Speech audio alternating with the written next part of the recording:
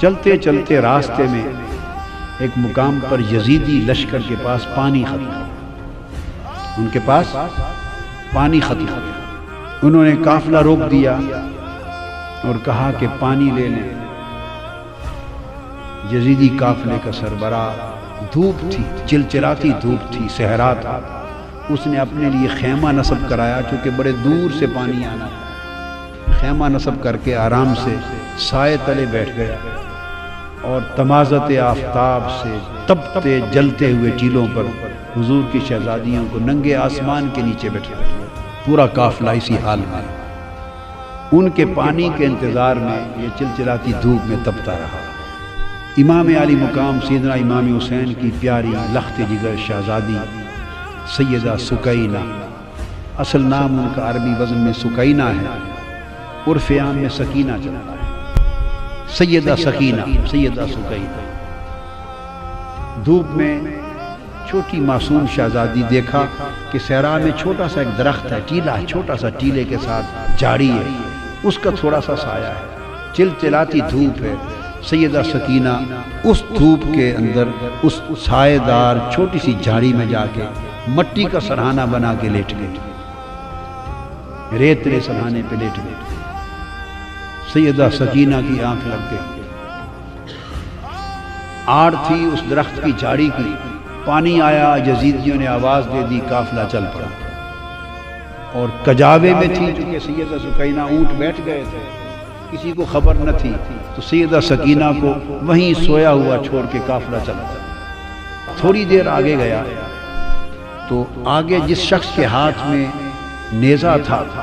امام علی مقام کا سر انور جس پر تھا،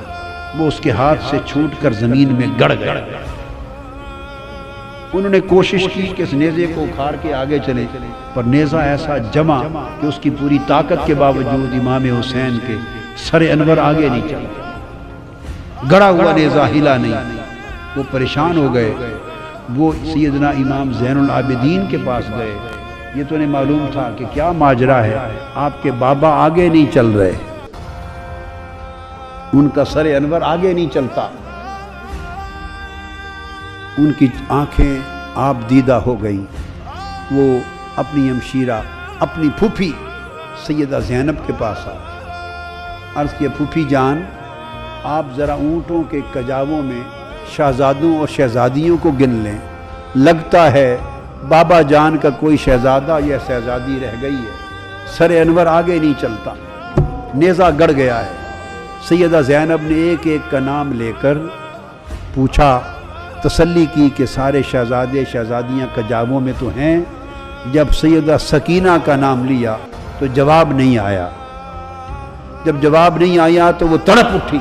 اپنے کجاوے سے نیچے آ گئی اور کہنے لگی کہ حسین کی سکینہ رہ گئی ہے کہیں، شاید جہاں کجاوے قافلہ رکا تھا، اب رات کا وقت ہو گیا تھا، رات کے اندھیرے میں دوڑتی دوڑتی، شام کا وقت تھا، اندھیرا تھا، سایہ تھا، دوڑتی پیچھے پہنچی، اور آگے جو پہنچی